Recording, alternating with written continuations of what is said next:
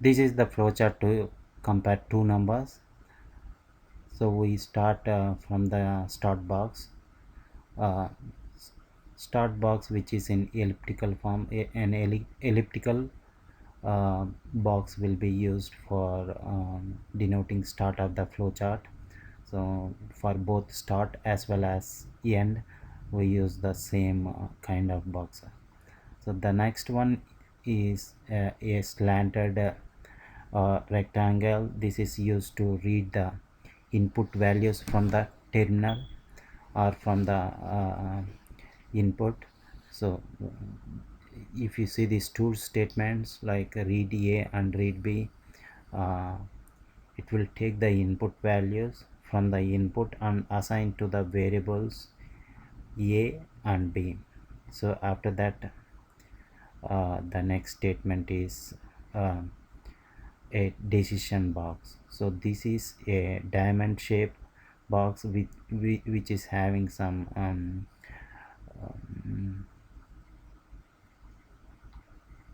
so this decision box has four corners. Usually the top corner is used to denote the input flow, so all the other three can be shown based on a condition value. It will take different paths. So here if you see that uh, any decision box in the flowchart will have two values, that is either yes or no. So if it is yes, it will take a yes path during execution. If it is if the decision is evaluated to a false value, then it will take a no path. So we can call it as a true path or false path. So based on the condition evaluation, it will take the different direction. So usually any decision box will have two paths. One is the true and another one is the false path. So after that, if you see this statement print B, it is inside a rectangle.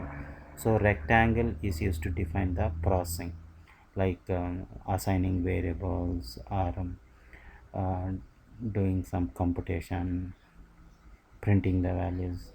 So this rectangle box is used to represent a processing logic. So after that, from this it is ending the it is going to the end. So these both start and end are defined with a represented with the same symbol. So let us start executing from the we will try to mimic the control flow or the execution of this flow chart. So we start at the start button. After that, the next step is read A and read B. So this read A and read B, which is in this slanted rectangle, denotes that values for A and B should be read from the console. So once the values is given in the console or in the console by uh, typing some numbers, so the values will get stored into these variables. The after that, uh, once this step is completed, based on the arrow direction, it will go to the decision box.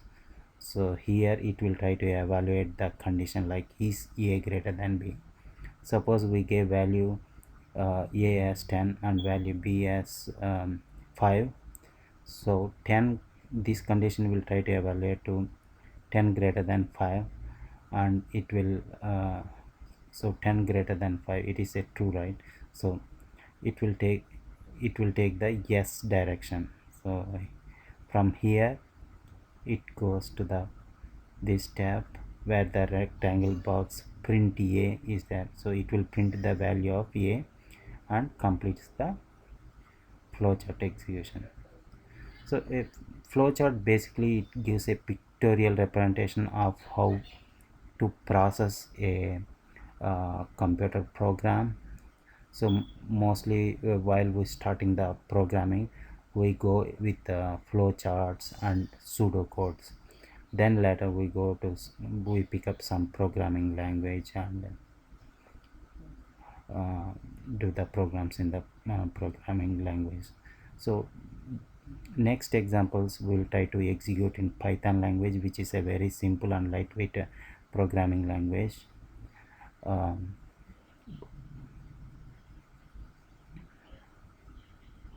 so this completes the um, e- this completes the discussion of the flow chart to evaluate greatest of two numbers.